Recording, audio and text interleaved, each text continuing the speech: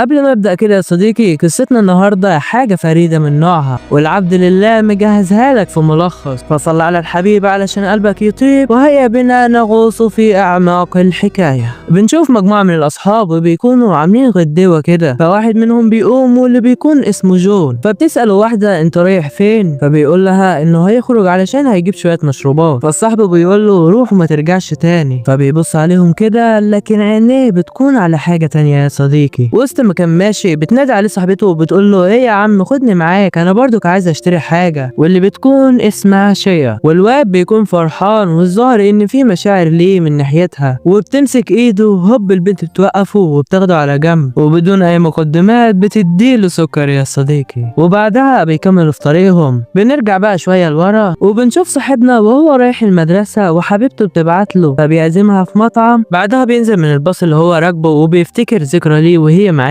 بعدها لما بيوصل البيت بيشوف البنت دي وبيقول هي البنت دي بتعمل هنا ايه، لكن ما بيهتمش وبيخش المنزل بتاعه وبيبقى مقلق منها كده يا صديقي. ولما بيخرج بيلاقيها بره فبيسألها انت شفتيني قبل كده، لكن بتبص عليه بنظرة حادة وهو بيلف وشه وهو بيمشي، لكن بيركز في ملامحها وبيكتشف انها مغنية مشهورة، وبيفتكر واحد صاحبه كان نفسه يقابلها. وقتها بيتذكرها فبيقول لها انت اسمك شيا؟ بتقول له نعم انا شيا، ومن غير اي مقدمات البنت بتنطلق عليه. وقتها بيكون مرعوب، فالبنت بتضحك على ردة فعله. بيقول لها انت كنت هتحرقيني بالولاعة، انا هبلغ الشرطة عنك. بتقول له انت قلبك جامد اعملها يلا، وبتعرفه ان هو كان بيتجسس عليها ودي تهمة لوحديها، اكمن انا واحدة مشهورة. لكن بيدرك الموقف وبيعتذر منها فورا. بيقول لها ممكن تقابلي صديقي هو معجب جدا بيكي، لكن وقتها بتجيله رسالة وبيقول لها تقدر تدخل المنزل. وبيروح علشان يقابل حبيبته وبيناديها باسمها زهرة، وهي بتكون فرحانة جدا لما بتشوفه، وبيقعدوا وبياكلوا مع بعض، وبيكون مبسوط جدا انها سابت الشغل وجت قعدت معاه. وبعدها بيخرجوا وبتقوله ان الجو بارد جدا، فالواد بيعمل حركة الجدعنة بتاعته وبيديلها الوشاح بتاعه، وبعدها بيمشي. لكن وهو في طريقه بيقابل شيا واقفة في مكانها، بيقول ان الوقت متأخر جدا وهي لسه واقفة في مكانها، لكن بتروح ناحيته وبتقول له ما تقولش لحد على مكان بيتي والا هكسر راسك.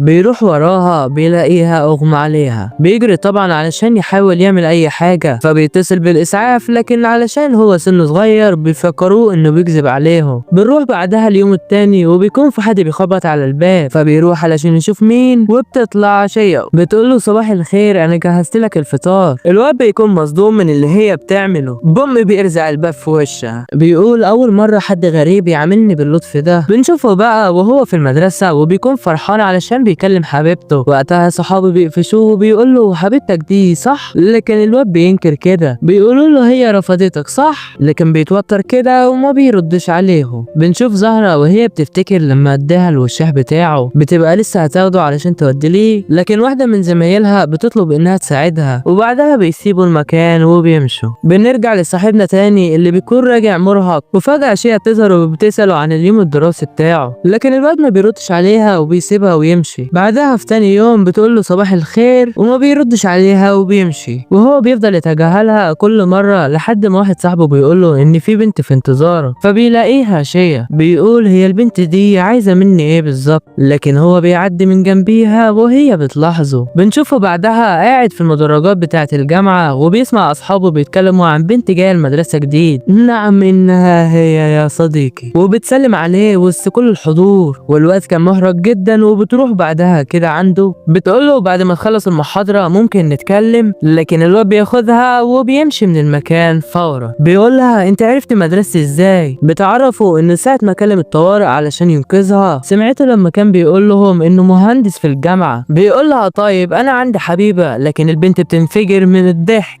الواد بيتفاجئ وبيسألها ليه انت كنت بتتبعيني طول الوقت؟ بتعرفه انها ما عندهاش اي اصدقاء وانها بتسكن لوحديها في بيت كبير. بيقولها ايوه من انت غنية. بتقوله وانت اكيد عارف السبب فوقف عن الغنى، وهو ده السبب اللي خلاني متعرفش على حد، لكن اخترتك تكون صديق لانك ساعدتني. وقتها الواد بيتفهم موقفها وبيقولها اكتبي لي رقمك. وبيكونوا ماشيين وبيناديها باسمها لكن هي بتوقفه وبعدها بيمشي تاني. فبتقوله العشاء النهارده عندي، لكن بيعرفها انه عنده حفل افتتاح المدرسة. بتقوله كويس انك عندك حبيبة علشان ما تضايقنيش لما نبقى اصحاب. بيقولها اطمني، وفجأة من غير اي مقدمات بتقوله ولو انا وقعت في حبك. بيتوتر الواد جامد وبعدها بيكملوا في طريقهم، لكن بيكون في مشكلة وهو انه هيفهم زهرة ازاي اللي حصل. بعدها بنشوف الاحتفال وفي شخص بيجي لجين وبيقوله هل البنت اللي جاتلك دي حبيبتك؟ بيقوله لا. الراجل بيفرح وبيقوله طيب كلمني عنها شوية، لكن بيفتكر انها كسر راسه. جدع يا ابن الله. وبيقعد يشرب لحد ما بتروح منه على الاخر، وبترن عليه بتقوله شكلك مستمتع. بيقولها صوتك لطيف. بتقوله معناها انك مستمتع جدا. وسط ما كان بيتكلم بياخد منه تليفون وبيقولها ازيك يا قطة، لكن هي بتقفل. بعدها بيفضل يرجع من الكمية اللي هو شربها. بيشوف زهرة لكن بتطلع شية. بيقولها عرفت مكاني ازاي؟ لكن الراجل اول ما بيشوفها بيقولها مش حاجة حلوة اننا نتقابل تاني. بيعرفها بنفسه لكن بتقوله وفر وقتك روح احلم بعيد يا. بعدها بتمسك جين وبتكون ماشية، لكن شكل الموضوع مش هيمر بسلام. بتقوله لو مسبتوش دلوقتي فانا معايا سلاح، ولو اضطريت لاي حاجة هعملها. وبترفعها عليه. بيقولها طيب اضربيني، لكن جين بيعمل حركة ناصحة وبيتحداه في انه يخلص الازازة قبليه. بعد ما بيخلصها بيكونوا هم هربوا. بعدها بيقف يستريحوا شوية. بيقولها لو كانت الشرطة شافتنا كنا هنعمل ايه؟ فالبنت بتعيط وبتقوله كل ما اخرج من البيت يحصل مشاكل، انا ليه كده؟ بيقولها اكيد ليك اسبابك الخاصة. فالبنت بتهدى كده وبتقوله انا هقولك على سر، كوني وحيدة في العالم ده فده شيء قاسي جدا. حاولت اكون لوحدي لكن منفعش، فقررت ان يبقى عندي اصدقاء علشان يرشدوني للطريق الصح. لكن الواد بيشجعها وبيقولها انه هيفضل دايما يساعدها ويحاول يعمل اللي يقدر عليه، وفي نفس الوقت ده هيصاحب واحدة غنية. بعدها بيتمشوا شوية في المدينة وبيشوفوا اجواء من الحفل، وبتلفت نظره لفتة مكتوب عليها اسم الكلية بتاعت زهرة. فالواد بيجري فورا وبيتمنى انه يشوفها وبيقابلها فعلا، لكن بيحصل شيء صادم وهو ان زهرة اتعرفت على شيء وبتنطق اسمها بصوت عالي وسط كل الحضور. وبتكون صدمة كبيرة لشيء، وخصوصا ان الناس عملت بحث عليها وشافت فشلها في الغنى. فزهرة بتعتذر منها فورا اول ما بتلاقيها متعصبة، لكن شيء بتسيب المكان وبتمشي. وقتها بتسأله زهرة هل هي اذتها في حاجة، فبيهديها كده وبيروحوا يعتذروا من شيء. وبتكلمها زهرة بتعرفها انها لو رجعت البيت متأخرة بدون سبب فده هيسبب لها مشكلة كبيرة. فبتطلب من شيء تساعدها وتكلم والدها وتقول لها انها تبات عندها النهارده، لكن شيء بترفض. لكن جين بيتصرف وبيقول لها انت شيء الجميلة الأمورة ها، وبتوافق انها تساعدها وبتشكرها زهرة وبتمشي. لكن بيلحقها جين وبيقول لها ايه رأيك تباتي هنا النهارده؟ بتقول له ايوه علشان تخليني ادفع صح. بعدها بتطلب منهم شيء انهم يدخلوا. بعد ما بيخلصوا بتقول لها اسفة اني وصفتك بالغبية، وزهرة بتعتذر منها وما محبة الا بعد عداوة. بعدها شيء بتخرج في الجو البارد، فبيلحقها جين وبيخليها تلبس المعطف بتاعه، وبيعرفها ان زهرة بنت جميلة وما كانتش قصدها انها تأذيها. وبيعرفها كمان ان هي اللي اقترحت تيجي علشان تعتذر منك.